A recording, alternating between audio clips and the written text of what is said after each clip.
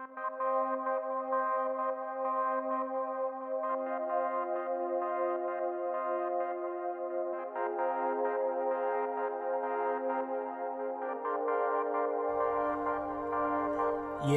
we bring reviews of your house. Talk to our dudes of your house. I bring my views of your house. Wrestling truths of your house.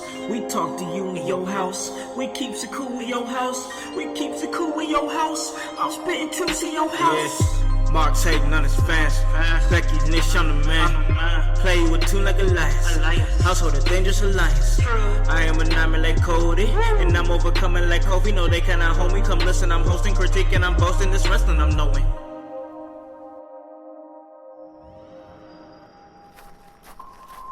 This area is under a level 2 quarantine. Please limit your contact with other personnel as much as possible.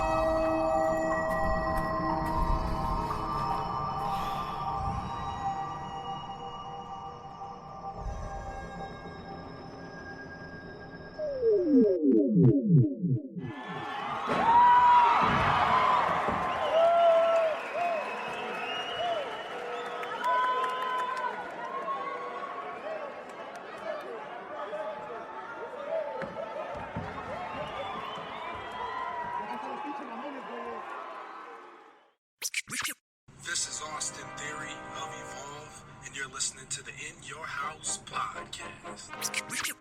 This is NXT's Dominic Dijakovic, and you are listening to the In Your House podcast. This is AEW's Darby Allin, and you're listening to In Your House podcast.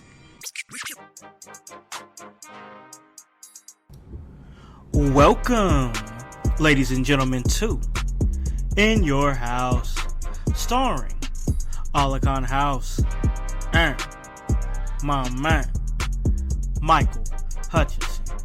That's Mikey Hutch. This is the People's Podcast. Hey guys, you already know who it is. It's your boys, Con and Hutch, ready to get at work when it comes to this professional wrestling business.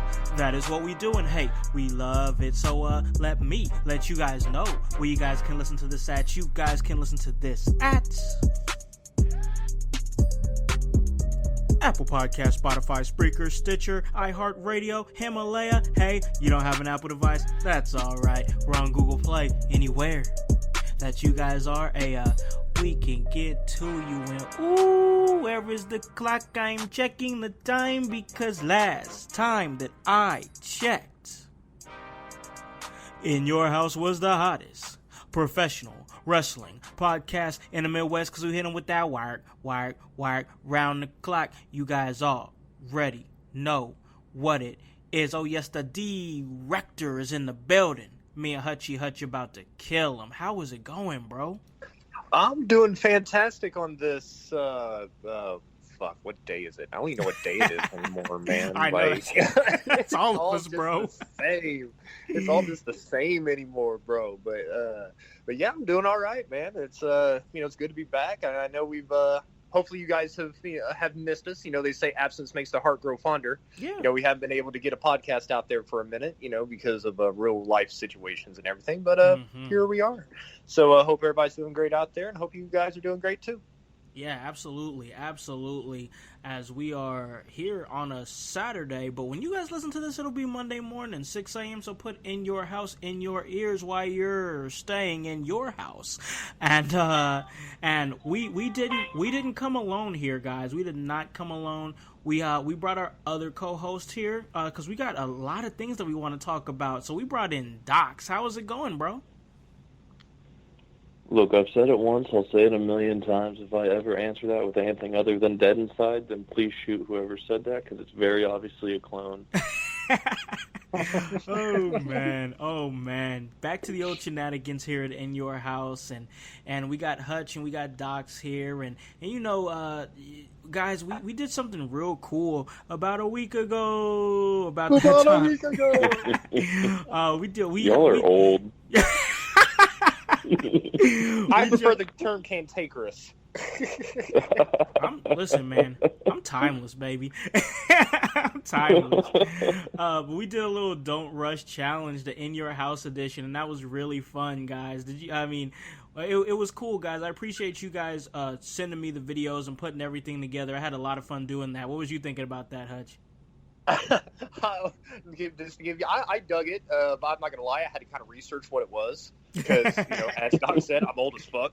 My social security numbers in Roman numerals. A cop pulled me over and I showed him a rock. You know what I mean? Like, I'm old as hell. So yeah, I had to do some research on what it was and a little bit of behind the scenes for you. The little clip where you saw your boy Hutch in there, that was recorded no less than 39 times just to get that shot. So there you go. And also 2 wardrobe changes. So there you go. That just shows the love and the effort that I put forth in this. Yo, did you guys see the one that Earl Joseph did? Dude. Yes. Oh my God. Bro, as soon as I saw that phone hit the ground, I ugly laughed. Like, oh, dude, I was dying. Earl's the best. Fucking, yes, I love him. I don't know why. I've said it before. That man's a national treasure, and I'll fist fight anybody that says otherwise. Facts, bro. Facts. And we're here now. Dropping another great episode of In Your House, 180 plus episodes. I do believe this is 186, so we're closing in on 200, guys, and we do want to do something really cool and really big for 200. So me and the team, present company included, we're putting our heads together, seeing what we can do to make 200 just huge and big. We're working on it, guys, and as soon as we have something in concrete, we'll get to you. We'll get it to you, because that's what we try to do for everybody there in the household that listens to us, the 14 different countries across these great United States and locally right here in Indiana. But today we wanted to talk about a couple of things. Now, this is something that I kind of talked about a little bit on the solo that I dropped last week, and I know that I didn't get too much into it because I knew we were going to have this conversation once we all were able to get together and drop a podcast. And that's the fact that with this pandemic and things are starting to kind of lighten up right now as far as the restrictions and everything, and that's a whole nother thing for a whole other podcast. But it made me wonder, when the restrictions were definitely on and popping and heavy, and the way it was affecting professional wrestling, it made me think, could professional wrestling benefit from an off season? And I said in my thoughts that it could, and I think that it gives everybody an opportunity to kind of get their body right, because a lot of these guys, especially in the big leagues, they're on the road and wrestling 300 days a year, and you got to think that where's the time for these guys to get their body right, to get their mind right, as far as what they want to do, who they want to be as a character, get healed up from maybe some nagging injuries. So I thought that it could benefit from an off season. And I gave a couple of different reasons why I think, as far as maybe they could tape some things, and we're seeing it now. We're seeing it now where AEW is taping shows in advance to prevent people from having to travel. And I think that that's something we could implement in the future to give everybody just a little bit of time. But I've talked enough. I'm going to throw it over to Hutch, man. What's your opinion on an off season in professional wrestling? Well, I definitely think there's some legs to it, man. And with now I will say, just to kind of touch on what you mentioned about AEW recording and whatnot, I do believe, don't quote me, but I do believe that's going to change starting this week. Really? I do believe both WWE and AEW is going to be running live. Oh, okay. Going forward, and again, this is another subject for another show, but since we're touching on it here, there's also scuttlebutt that they might actually let them have a crowd. Yeah, I thought I read something about that. Of up to 25% capacity. Now, again, that's another subject for another show. We're not going to dive into that. But as far as an off season goes, that could easily be implemented and would be absolutely so helpful, for the talent, sure, as far as health-wise, because, everybody's got a bump card, man. Everybody's only got so many that they can take. Mm-hmm. And not only just that, but to keep faces fresh, Yeah. and heels fresh too, obviously. But and as far as like WWE goes, why don't they just kind of? I mean, they have a big enough roster. They could just like split it in like 6 months, have like this one season and then do another season, and write off. And this is kind of giving the writers of WWE a little bit too much credit, but have them to where they could set up to write off characters like the way they used to. Yeah. You know what I mean? Like, yeah. Because now it's like if somebody leaves, they just say, "Oh, they're leaving." But back in the day, they would actually write them off. Yeah. If they had to go do something. So yeah, man, I think it's definitely something that could be that could potentially be looked at.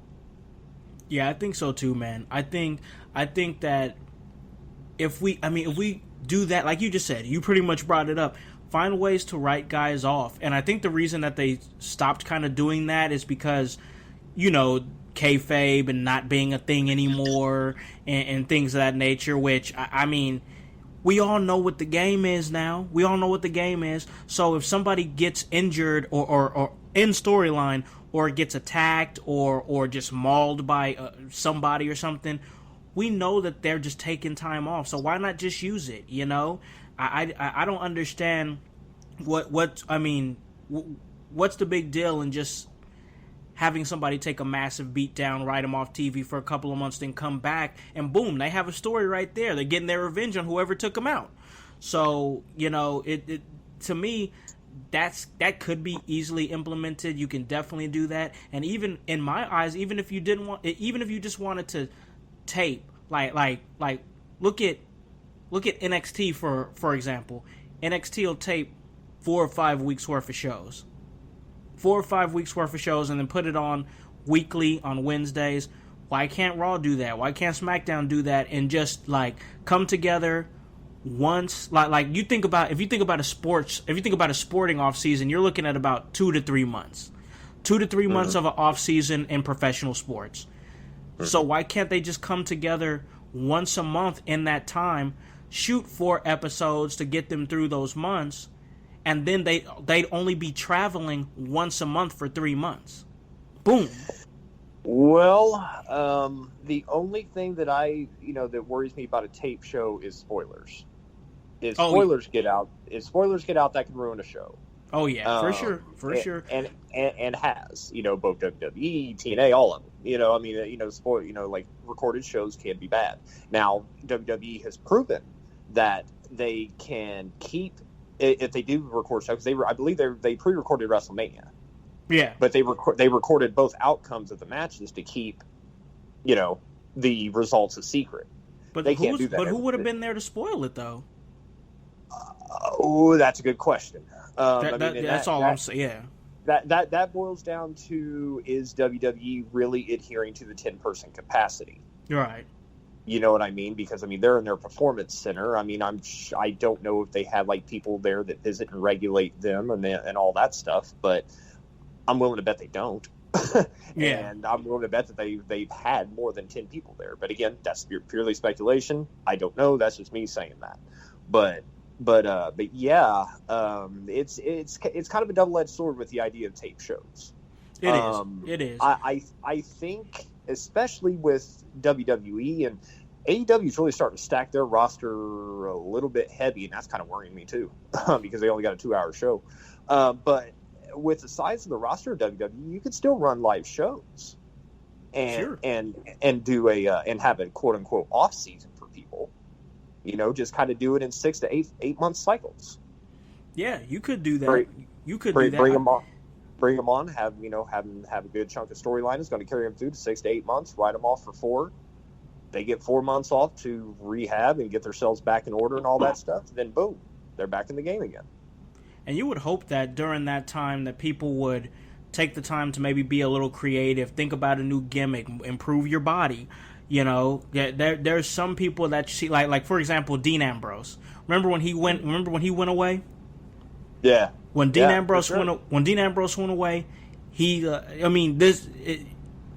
I'm saying this, I'm using this loosely. He looked like any other guy. because he was small. I mean, he was just a small-looking guy. But when he came back, my God, he was huge. I mean, he was just massive. So you could do that, and even if you wanted to take those, like I said, if we were calling it an off season instead of cycling guys in and out, if they just said, "Hey, we are going to take an off season," and call it that, like a lot of sports do. They could still have. I mean, even if they wanted to do that, and then have a situation where maybe they're doing stuff, because we've seen it. Now we've seen what wrestling looks like without a crowd.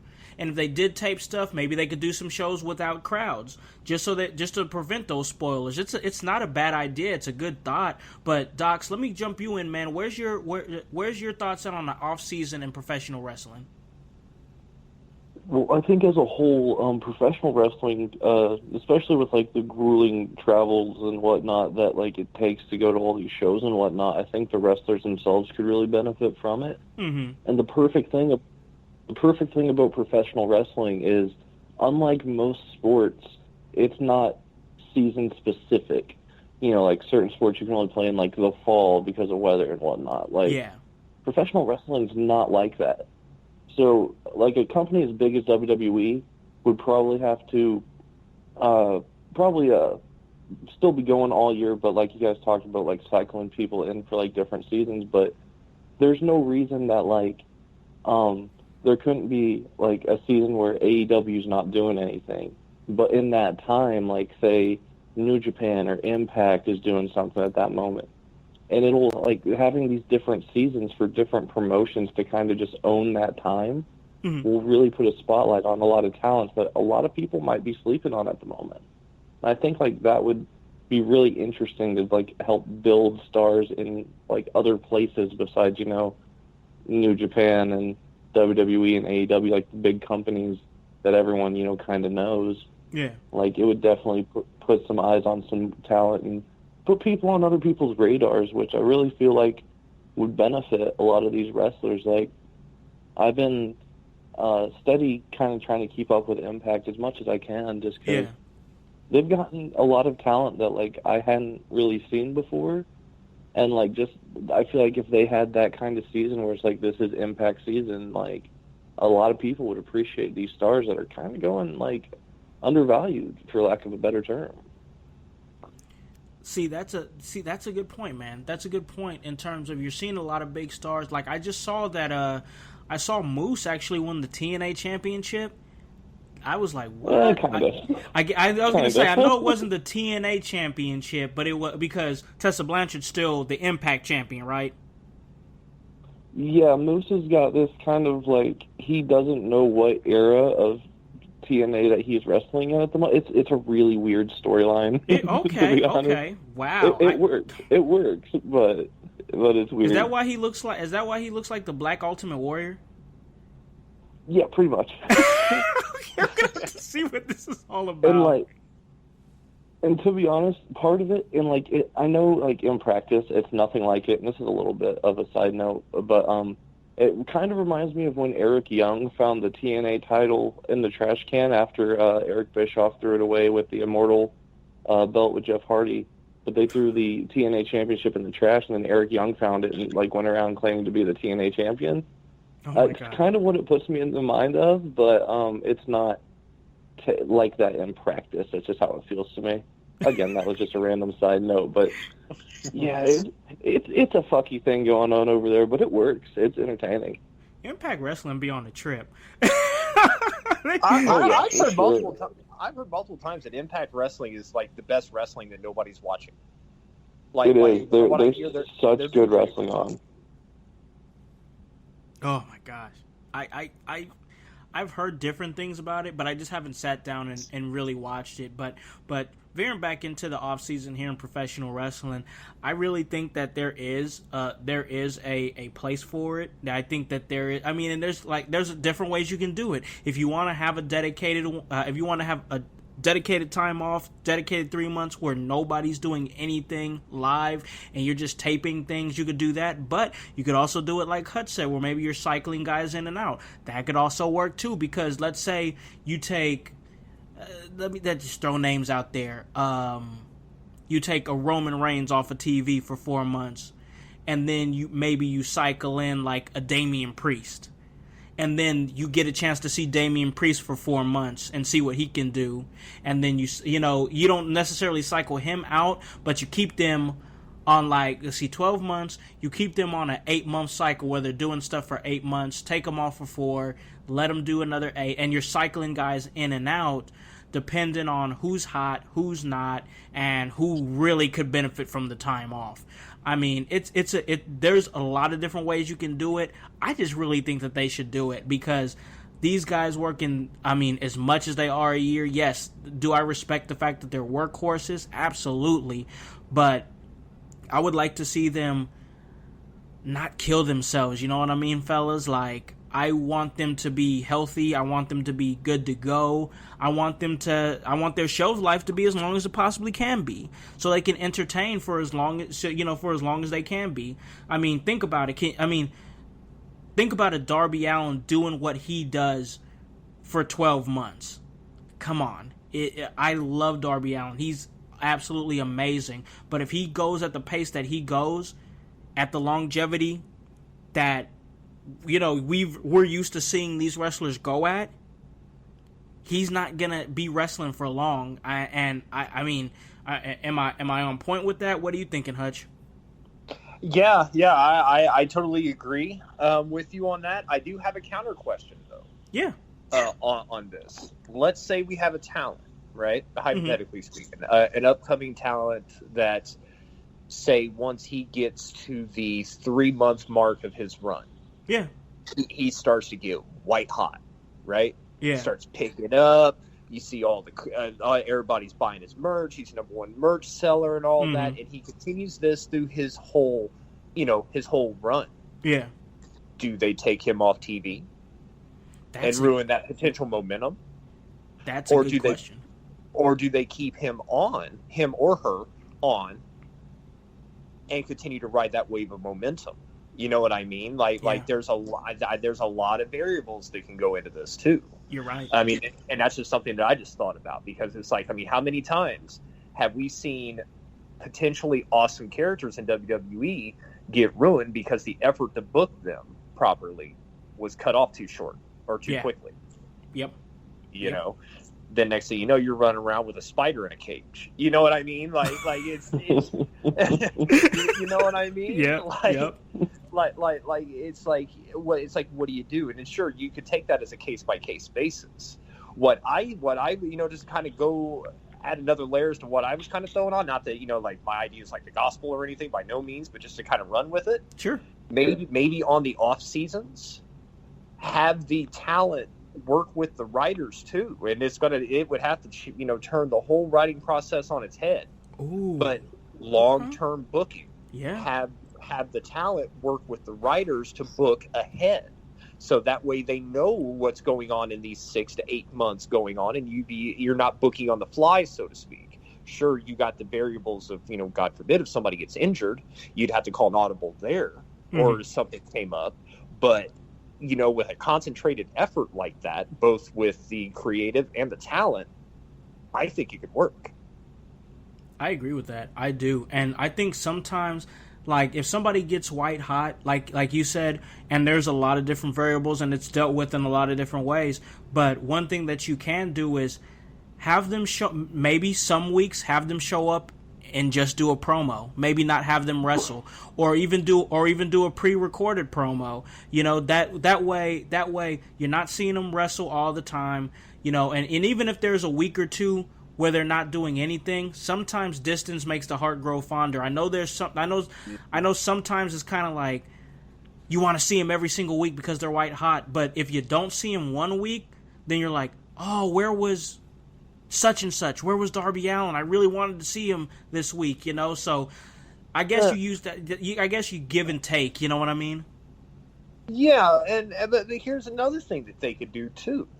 Why does every match have to be an even contest? An attempt to be a 5-star match. Bring back enhancement matches. AEW starting to do that a little bit. You used to see that constantly back in the day. Yeah. I don't want to take away, downplay, how much it hurts to be in the ring and that kind of thing. But I feel like, and again, any talent out there, please correct me if I'm wrong. I feel like it's easier for a talent to work an enhancement match because they're not taking as many of the bumps. Yeah. You know what I mean? They're giving them. Now, pity the fool who's, coming in there to do the job, so to speak. Yeah. But, they're not there. Those people are not there every week. Pull in some local talent, have Roman Reigns or whoever showcase and do his thing, or have, same way with the women. And, and have those kind of matches too. That way it kind of helps on their, it helps with their longevity. Yeah. And it helps build character. Look what they're doing with Lance Archer right now in AEW. They gave him some enhancement matches and shit. They're doing the same with Wardlow. Yep. And it's making them both look like fucking badasses because it's like, okay, now I want to see this guy because he's just tearing through these randoms. I want to see him throw down with an established talent now. Exactly. Don't give that out week after week after week. You know what I mean? Because WWE is giving away how many matches for free? A lot. And what did they mean? Nothing. Yep. And to capitalize on that, it's great for the enhancement talent too, because it's a chance for them to be seen on national television. People don't think about that. You know what I mean? That too. Hell, I mean, I know Ellsworth isn't like super over now because he went and did some creepy shit, but before that, look how much that dude blew up. Yep. Let that happen to a good talent that actually deserves it. That isn't a weirdo. Let that happen because then that's going to help that talent on their indie bookings because they're like, hey, I was on Raw, I was on SmackDown. Exactly, dude. Look at bro. Not sorry to interrupt you, but look at Sugar Dunkerton. Yes, Shug D. Perfect example. Yep. Perfect example. Pineapple Pete, bro. Yeah, Pineapple Pete, man. Jericho wants to beat his ass, bro. Marco Stunt over there making people look like $1 million. Yes, he is. Yeah, dude. Because Hutch, me and you actually saw Shug D at Bizarro Lucha last year in October. Yes. We've seen him before, and me and Pope, guys, go make sure you guys are listening to Pope's Point of View. That is 45 Minutes of Fire Saturdays at 9:05. We actually talked about him, and it was a cheap plug, I know, but. That was smooth. I tried not to laugh, I swear. But honestly, Jericho did more for Sugar Dunkerton than Sugar Dunkerton did for himself in the ring because now look what we're calling him now. We call him Pineapple Pete because Jericho calls him Pineapple Pete. It's great for him. Yeah, absolutely. I mean, and there was a couple of other times, that Jericho was trying to do the same for some other enhancement talents on AEW too. Yeah. And what was great is, and this proves that this works, that this theory of, it helps these indie talents get exposure because I see like some of their tweets on Twitter talking about, this opportunity that I got. They're getting like thousands of likes and retweets and stuff like that. So that means that these people who didn't know who these talents were before at least know who they are now and possibly may have saw something in them to become fans of them. And that's going to help them sell merch and, and make money. You know what I mean? Like it's a win-win for everybody. Yeah. Yep. You're right about that, man. You're right about that. So, the question's still out there. You guys out there in the household, let us know. What do you guys think about an off-season in professional wrestling? How do you think they should do it? Throw it at us. We want to hear what you guys think. Did we say something that resonated with you guys? Did you disagree with us? Hey, we're here for all the smoke. We want to know what you guys think. Did you guys think we were right, wrong? Were we on the nose? Were we not? Let us know. Hit us up on our social medias, and we'll definitely be more than glad to have a conversation with you guys. So now we're going to move on to the next thing. But before we do, we're going to talk about the sponsors, pay a little bills here. And when we come back, we got a really cool topic that myself, Hutch, and Dox are going to get into. Hey guys, this is the director, Con House, of In Your House, and this episode is sponsored by Podcorn. Podcorn is a marketplace connecting podcasters to amazing podcast sponsorship opportunities such as host read ads, interview segments, topical discussions, and more. With Podcorn, there is no middleman. Podcasters of all sizes can browse and choose opportunities right on the platform, set their own rates, and collaborate with brands directly without any exclusivities. You never give up any rights to your podcast, and Podcorn is here to support you at every step to ensure you're protected and compensated for the work that you do for brands. The marketplace mission is to give podcasters transparency, creative control, and freedom, and full control of how and when they monetize. So check the show notes on this episode and you will see a link to www.podcorn.com/podcasters. But now it's time to get back to In Your House.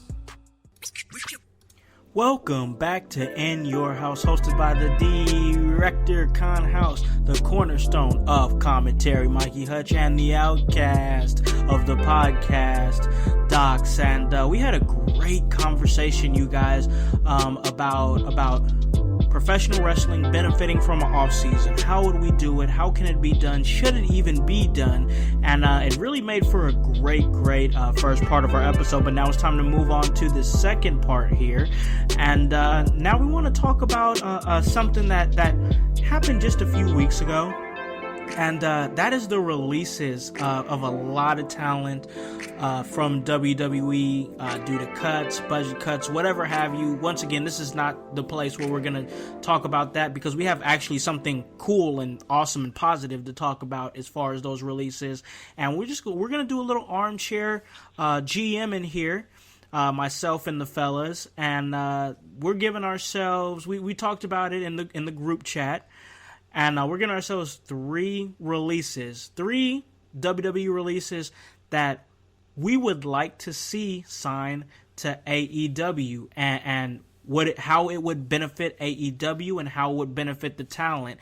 You know, people say, you know, I think I saw a post on Better Than You that said, "Oh well, AEW should sign Heath Slater." Okay, but why? Like, I mean, and I wasn't being. I'll tell you why, Con. Why? For one man. One cheese-loving man. Jimmy Trunks? Jimmy Trunks. That's why. Oh, man. There's your reason there. Oh, he'd be so mad. Oh, he'd be heated. Like, that kid is full of love, but, man, I don't think that man would piss on Heath Slater if he was on fire. Gotta love Jimmy. He's so awesome. Our graphic designer here at In Your House, and does a lot of great graphics. But yes, he's got no love for Heath Slater at all. But I got love for this concept. I got love for this idea as far as what we're about to do here. So guys, what we're gonna do is we're gonna go down the line here. We're gonna go Hutch, Dox, myself. We're going to name a name. You guys know the releases. It's been a couple weeks, so if you guys aren't up to speed on who got released, go Google it, kid. But GTS, Google that. but we're going to talk about who we would love to see sign with AEW. We're not, like I said, we're only doing 3. And that I mean, that's not even to say 3 are even going to get signed to AEW, seeing as Cody said he's not even really looking at any release talent right now, which is fine because if they don't fit the bill, they don't fit the bill. This is purely fantasy right here, guys. We're just having fun. So we're going to start it off with the cornerstone of commentary, man. Who do you got as your first WWE release that you'd like to see sign with AEW, and give us a brief synopsis as to why? Well, I'm going to go with someone or a couple of somebodies who I do believe they've already kind of alluded to it, so I think they may be on their way already. Mm-hmm. Yeah. But regardless, I want to see them there, and that is the team formerly known as the Revival. Okay. Because, I mean, think about the matches that they could have with the Bucks and Paige and Omega and, the Lucha Brothers and Trent and what's the other guy's name? The best friend, Trent and Chucky T. Yeah, there you go, Chucky T. There you go. But yeah, I mean, just the matches that they could have, with them alone, let alone the other, any other potential teams, and let them come in and be that old school throwback team. And you know what? I'm even going to throw a little bit of extra seasoning on here for this one. They need a manager. They need a mouthpiece. Okay. They need a heel mouthpiece. Jim Cornette. Oh, you son of a bitch. As their manager. And tell them, have them come in with the same, because what was their shtick in WWE? We're going back to traditional old school wrestling. No flips, right? just fist. Yeah, no flips, just fist. Exactly. Now, unfortunately, as much as I dug that tagline that they had, they can't run with that because I'm sure WWE with their, their copyright Nazis. So, and from what I hear, they've really given them a hard time as well. The Revival in leaving. I guess they ganked a couple of their other copyrights that they filed too. Yeah, I think they're going by the Revolt now. Yeah, and they changed their names too. And Cash Wheeler and Dax Harwood. Yeah. And those names were great. Those were fucking great. But yeah, call me crazy. I know there's not a lot of people that's a fan of Cornette, and I know it would be at least a case of snow flurries in hell if it exists. Before that would happen. But money talks, man. Hey, I think a heel Revival team with a heel Jim Cornette. Think about just the build between them and the Young Bucks alone. If they did that right, that'd be money. Tell me, at me, guys. Tell me if you don't think that would be compelling television. And I do. Do you remember some of those NXT matches that the Revival had? So good. Yes. So good. Yes. And that's what I'm thinking. And then going back to, what I think is still one of the greatest modern day tag matches I've ever seen with the Bucks and Omega and Hangman. Yeah. That you throw away. Imagine a fucking triple threat with those three teams. Stop it. Stop playing with me, bro. You know what I mean? Like, shut up and take all my money. And then, have Jim Cornette doing his thing out the ringside, going heel on the neckbeards out the front row. Come on, dude. This man's with the neckbeards. Come on, man. He can go fucking slap the dude in the Scooby-Doo outfit because he's been talking shit about him on his podcast every fucking week. Come on, man. That's fucking entertainment. You know what? You talked me into it, bro. You really talked me into it. I'm down with that. I am down for that. I want to see it. And guys, let us know if you guys want to see it too, or do you just not want to see Cornette? Because there's some people you bring up the name Cornette and they're just like, yep, I don't want to hear it. I don't want to hear it. Nope. But no, I get it. He's a heat magnet for sure, man. But again, heat magnet. Yep. Make it, talk people into the seats to make them want to see both him and his team get their collective asses beat. That's old school wrestling. It is. You're right. Bring it back, damn it. So we got our Boy, number that makes one. it sound old as fuck. Still real to me, damn it. No. There was nothing but kicks and punches, and that's how we liked it.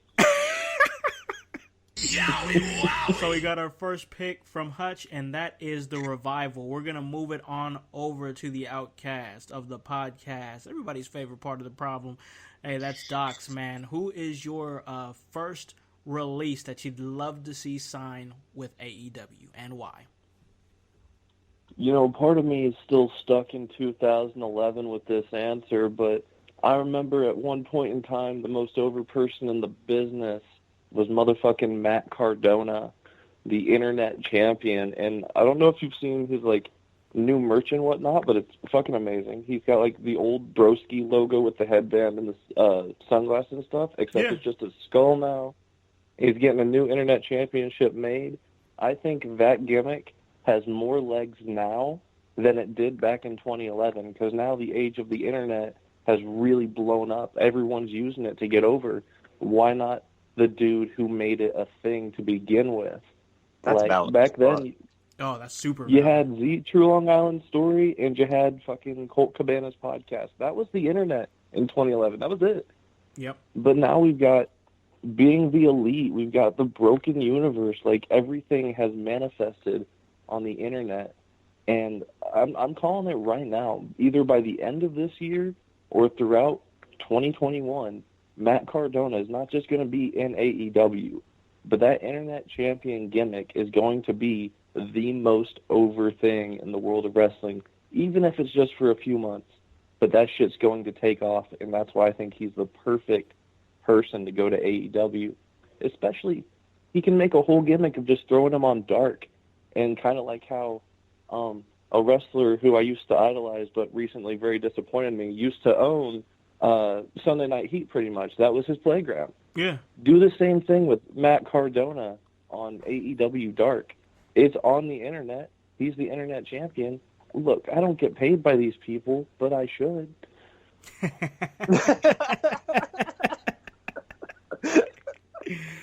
Oh, man. I don't say this often, but amen, brother. I love it. I love it. And that's a good pick, man, because you made a really good point in saying, where did this whole, like using the internet to get over, where did it all start at? Man, it started with Zack Ryder. Let's face it. What was it? The True Long Island Stories, I think it was. I can't really remember, but I remember back then it was super hot, and you're absolutely right. So great pick right there. The man formerly known as Zack Ryder. Woo, woo, woo. You know it. And who knows? Maybe he could show up at some point on AEW. And really, because the guy, when you give him crap, he does his damnedest to turn it into something. That's one thing that we can say about him. So that's a great pick, which is going to move it on to me. And my pick, man, is a guy that I've had this conversation with Hutch before, and I just think the guy just did not get a fair shake in the WWE. Outside of NXT, he didn't get a fair shake. I mean, he was killing it in TNA. You know, is Dixie's nephew, and he's done some great things. And I'm talking about former TNA champion, and that is EC3, Ethan Carter III. The guy looks amazing. He's chiseled. He's got so much charisma. They did the whole top 1% thing and didn't go anywhere with it. All of a sudden, you see the guy on Monday Night Raw, and they're looking like they're about to push him, but instead he's just in the background drinking, looking miserable. and it sucks, man, because we talk about guys that deserve an opportunity.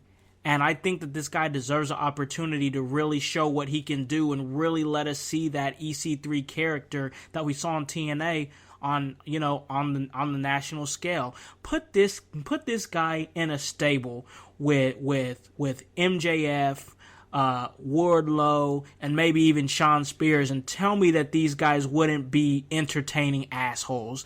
I mean, they would definitely be a stable that I would remember, that I would want to see every week and see what type of privileged shit that they would do next. It would be Dynasty on steroids. But that's just my opinion. That's my pick right there. Ethan Carter III, EC3. I'd like to see him get a fair shake and a fair opportunity to see if he can fly or fall on national television. And with that being said, I'm going to move it on over to my man Hutch. Who's your second pick, bro?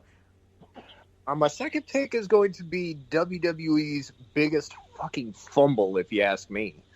And that is, I do believe his name is Miro, formerly known as Rusev. Ah, okay. I mean, in WWE, they had this man come out to WrestleMania in a fucking tank. Yeah. And it was still one of the most badass entrances I've ever seen. And the momentum was behind both him and Lana. Both. And they just ruined it. They ruined that. And there's so much talent in Miro, dude. Like that guy is awesome. Like he can go in the ring. Yep. He can talk on the mic. Yep. He could look like a monster. So he could portray a badass, but he could also portray a lighthearted, funny character too. He's very, very well rounded, I think. And I think that he would fit in very well at AEW because he would be able to do more of what he wants to do. Yeah. That because, as one of the things we love about AEW, and we've said it time and time again, and because it works. And then when it doesn't work, it doesn't work. But, again, it's fly or fall. Let the artists be artists. Let them do their thing. And if it doesn't resonate with people, then move on. but let them do their shit. And I don't think Rusev got that chance in WWE just because of I don't know what it was. There was scuttlebutt that because him and Lana got married and all that shit. That Vince didn't like that and whatever. I don't know what happened there. But yeah, I would like to see what he'd be able to do at AEW. So that would definitely be one of my picks. Good pick. Formerly known as Rusev, now known as Miro. And I think he's got a lot more to give to the business as a whole, bro. Not just WWE, but as in the professional wrestling business as a whole. He's very entertaining. He is good in the ring. When he came back, he was chiseled and just cut. And one thing about him that really bothered me was they went out of the way. They went out of their way to push that Rusev, Lana, Bobby Lashley storyline. I mean, they went out of their way. And for them to just totally take him off TV when he was actually I feel like the whole plan was for him to get over as a face. And they just took him off TV, and they just totally dropped the ball. And it was, all that stuff was just, to me, that stuff was crap anyway. But I have a bit of a different theory on that. What's that? I think they gave that shit storyline to them in hopes that it would bomb, and the fact that Rusev actually got over with it pissed them off, so they pulled him off TV out of spite because he got himself over, and Lana did too, in a sense. Say what you want, but her name was in a lot of people's mouths and on a lot of people's fingertips on Twitter, and also was one of the most watched clips on YouTube at one point in time. That's my point. Yeah, exactly. They got that shit the fuck over, and it really wasn't supposed to. That's what I think. And then they were like, "Nah, fuck you, asshole. We're pulling you off TV." Everything fell apart after that. I felt like when they brought him back, I felt like they wanted to get him over. That's just what I thought, and I really thought that that's where they were going. But yeah, they just pulled him off TV. They're still going with Lana and Bobby Lashley, and that's hollow now. And I don't know, man. It's rough to me seeing what it's become and how it turned out after it unintentionally became one of their most watched storylines. So I don't know, but good pick as far as who you like to see sign with AEW. Dox, who do you got at number 2, bro? As we all know, that WWE has this habit of taking some of the hottest wrestlers in the world and just absolutely dropping the fucking ball with them. Like, we saw it with Kenta. They made Kenta a jobber. He's literally Kenta.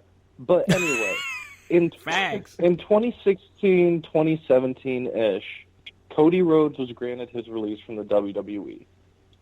Afterwards, he had a cup of coffee in Impact Wrestling, and he went there for one purpose and one purpose alone, and that's for the Miracle Mike Bennett, one of the hottest wrestlers of 2016, 2017, signed by the WWE, given the greatest theme song ever, and just fucking drops the ball with him. He's literally Mike Bennett. Fucking the Kingdom. All the shit he did in Ring of Honor in New Japan, absolutely perfect. He's one of the best wrestlers on this planet. Man, ended up with the Cuck storyline. Oh, my God. Right? He's literally Mike Bennett, and you're like, it's frustrating. And, like, his wife, Maria, I've been a fan of, like, she was, like, one of my, like, first wrestling crushes and whatnot, as you hit puberty and whatnot. And she had a dope theme song back in the day, too. But they're such hateable heels because they're so good at what they do. They talk shit, they back it up, and they're just so fucking despicable. Like, you go back to Ring of Honor, go back to their time in Impact. They're so perfect for AEW. I'd throw them in that stable that you're talking about with, MJF, Shawn Spears, and EC3, because Mike Bennett was literally the shit in 2016, 2017. Oh, man, so Ring of Honor was hot. For sure. But no, that's a good pick. Mike Bennett, would you have Maria with them? I assume so, right? Because they're a package deal. Absolutely. Especially, like, I don't know if you saw, I believe it's the Kingdom versus the Bullet Club in Japan about, I want to say this match took place in, like, 2015, But Maria kept distracting, like, Doc Gallows, Carl Anderson, and AJ Styles and shit. Like, she's such a central part to the Miracle Mike Bennett that I feel like it's got to be a package deal. Oh, I agree with that. I agree with that. I think I remember that match you were talking about when she was on the apron dancing and AJ was dancing with her, and then Carl comes in and is like, dude, what are you doing? And then he's like, look. And he looks over and it's Maria, and Carl starts dancing. And then you have Luke or Doc at the time come in and like, no. Yes, I remember that because that clip ended up going viral because it was so funny. So, yeah, I agree with you there as far as having Maria with Mike, and that's a great pick. But we're going to move on to myself now. And this pick that I had, I went back and forth with it a lot. I mean, like, I really did go back and forth with it a lot because part of me wanted to say Drake Maverick, but he's still getting TV time on WWE's television on NXT. So I'm not going to go with him just for that argument. I'm going to go a different route here, and I'm going to go Lio Rush. I think that Lio Rush still has a lot to give to the business. I think that he got into a lot of trouble in the WWE as far as not being able to keep his mouth shut and saying some pretty stupid things on Twitter. But when he got through all of that, dude was a solid NXT Cruiserweight champion, and he was putting on bangers every single week. Him and Angel Garza had some great series, and he's got a great move set. He's got a lot of good charisma. You could do a really cool stable with him and the Private Party. I think that'd be a dope stable. You throw Lio Rush in there to kind of give those guys a little bit more legitimacy with a more known name. Not to take anything away from the Private Party. They're awesome and dope and put out bangers of tag team matches when they're out there. But Lio Rush would just fit in so well, in my opinion. And even if you want him to stand alone, that's fine too. He's super talented, super charismatic, and such a great in-ring talent. And I think that we haven't even seen the best from Lio Rush. So that's my pick. It's Lio Rush, man. And we're going to throw it on over to my man, Hutch. Who do you got for your last pick, bro? That's a damn good pick, man. I'm going to borrow one of your picks, but I'm going to use them a little bit different. Okay. I'm going to end, I'm not sure if I'm kind of going against the rules here, but go with me on this one. No rules, bro. Go ahead. I'm going to go with kind of a combo deal here. I'm going to go with EC3 paired up with Drake Maverick. Yep. I would see. I struggled with that, but I'll allow it. Go ahead, break it down. And I was torn with it, but here's how I see it, because you mentioned the dynasty. That if they did this click, they could be a new dynasty with MJF. I don't want a new dynasty. I want the dynasty. I don't understand why AEW hasn't signed Holiday and Hammerstone. I agree. For the life of me, I do not understand. I don't know if it's contract obligations or what, but I do not understand why they have not pursued those guys to be with MJF. Yeah, it makes no sense. But again, I would go with EC3 and Drake Maverick paired together, because if you look back, I do believe it was Impact. Yep, it was Impact. They did brilliance back then, and I think that's something that kind of revamp them. Don't bite what they did before, and they're both clever enough. They can come up with something different. But yeah, I would pair those two together, because those two had crazy chemistry and worked very well together. And if I could throw an asterisk on that, just because I want to go ahead and continue to campaign on this, we need to get Holiday and Hammerstone and AEW stat. I agree. No debates there. Totally agree. I don't understand what the issue is with that either, but I want to see it. Yeah, Hutch, I don't want to pop your bubble here, but I've got to correct you. Their names are Hammer Time and JG Wentworth. Son of a bitch. That's right. Damn it. That's right. Damn it. Kayfabe. Jeez. Dude, bro. Great picks, man. Great picks. I'm going to allow the pairing. That's my picks, bro. I like it. I'm going to allow that pairing just because it's fantastic. And I struggled with those two together too, but I'll allow it. Absolutely love it. Great pick. Dox, what do you got for your last pick, man? What do you got for us? I've been torn on this one. I was originally going to say Joe Henning, but I really think he'll do better in Japan. So I feel like I'll go a different route, and I feel like AEW's women's division is kind of shit. It's kind of always been shit. We got a couple stars like Britt Baker and Hikaru Shida, who are just kind of like holding this, division on their back. Get Deonna Purrazzo there. Fucking, she's so amazing, and like was another one of those people who was super hot on the indies and then got signed to WWE and just did absolutely fucking nothing. I feel like she will add name power. She can get back the aura that she had before she went to the WWE and, like, really kick up that division. I want Deonna Purrazzo versus a super healed up Dr. Britt Baker, DDS or whatever. Fucking, that match is money to me. Like, especially now that Britt's really coming into, like, this character that she's doing, and she's doing it so well and gets better every week. I feel like if they had, like, a 3 to 5 match series, like, I'd be totally here for it. Hell, there's some triple threats with Hikaru Shida. I'm totally fine with that. But Deonna Purrazzo would really kick up AEW's women's division. Fantastic pick. That's brilliant. I really like it. Yeah, brilliant. I like that That's pick brilliant. a lot, Docs. I really, really love it. They could really use the help in the women's division. Fantastic pick from our favorite part of the problem, and yours too, Docs. Really good pick. Yeah, I loved it. But that's gonna kick it to me for my last pick. So I feel like how can I say this? I feel like that there's been a lot of great picks here as far as who we'd like to see in ring. I feel like that not every single signing that they have needs to be in ring. I really feel like that sometimes name value does help, and just having the value of a big name in the backstage area could help overall morale. It could, you can pick up a lot from older talents and and guys that could be agents or help structure and put matches together. And this guy that I'm about to name, there's different utilizations for him that you can use. You can literally use him as an agent. You can use him as a producer to help with matches. If you want to use him as an authority figure type character, he's done that too. And if you ever and let's face it, you're never truly retired in pro wrestling.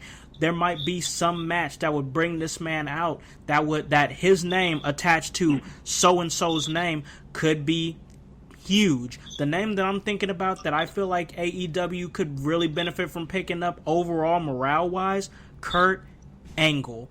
If they wanted to bring on the WWE Hall of Famer and have him be a general manager, have him not even appear on television, just help out backstage as an agent, anything. Just having that type of name value could really help. Have him, just seeing AEW signs Kurt Angle would blow up a lot of internet feeds.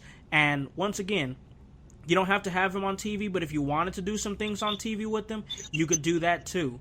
You could there'd be a handful of people who I'd like to see him have a match with. You could do Kurt Angle and Chris Jericho again.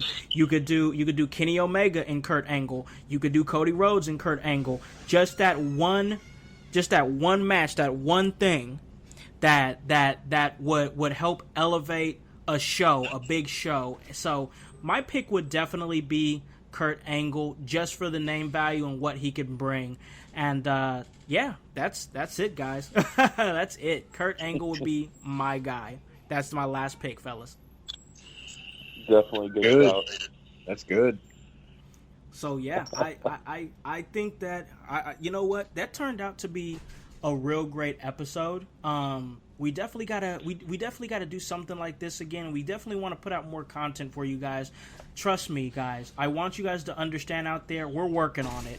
We are definitely working and trying as hard as we can to get content out there to you guys on a regular basis, and we're gonna try harder to get it out there. Whether it be me solo, me and Hutch, me Hutch and Dox, me and Dox, Drake will jump in there. We're always happy to have Drake on. Miss Fabulosity, the Controversial Mermaid. We're always happy to have everybody on. We're going to work as hard as we can to get you guys more content. And this turned out to be a fantastic episode, I feel like, with two great topics that I think you guys are going to want to hear about. So with that being said, we're going to wrap this one up and call this a great episode. And you guys know what we do. You guys know the routine. You guys are the household, so you guys know how it goes. I'm going to throw it over to my man Dox for him to throw his social medias out there. Let us know what he's got going on or what he's planned to have or what he planned to has going on after this crazy pandemic is over. But it's your time, man, to plug it. Ladies and gentlemen, boys and girls, Riddle Club and household alike, it is your favorite part of the problem, the outcast of the podcast, Dox. And you can find me on Twitter at Dox on the Rocks, DOX on the ROX. And I'm producing a movie, guys. Like, everything's been put on hold because of this, the Matt Cardona virus. But it's all coming back, guys. As soon as everything gets back, Smokestack is coming. We've got another film that's already written, that's in pre-production.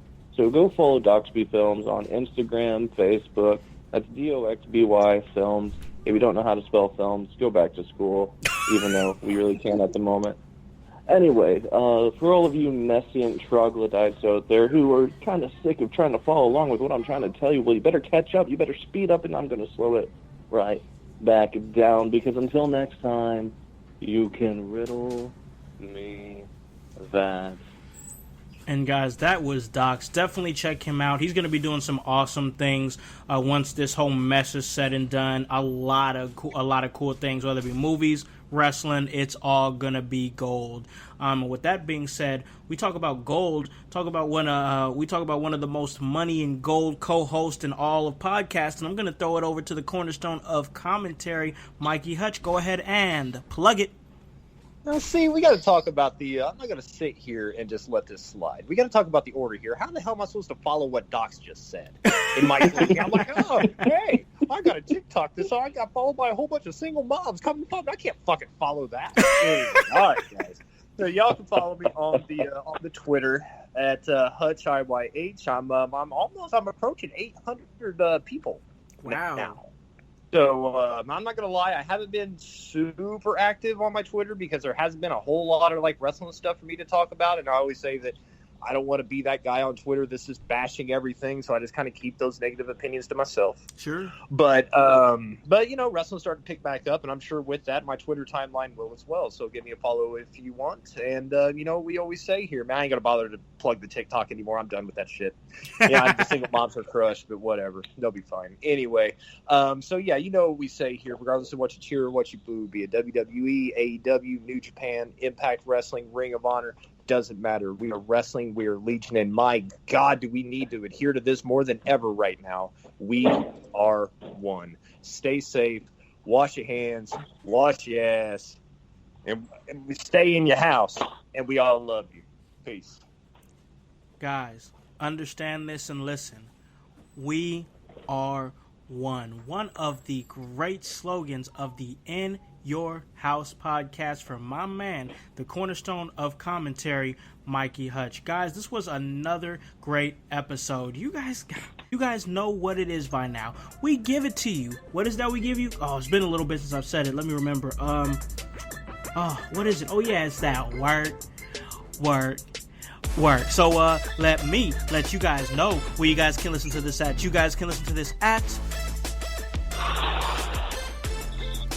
Apple Podcast, Spotify, Spreaker, Stitcher, iHeartRadio, Himalaya. Hey, you don't have an Apple device? That's all right. We're on Google Play. Anywhere that you guys are, we can get to you. You guys can catch us at, you guys cannot catch us anywhere, but you can catch me at Conhouse on Twitter, at In Your House on Twitter and Instagram. And guys, check us out on Facebook. We're still rolling 22,000 strong. Guys, what are you doing? Buy a freaking shirt. That's www.prowrestlingtees.com/in your house. We got a new shirt out that suggests that you guys stay in your house. And guys, we tell you this all the time.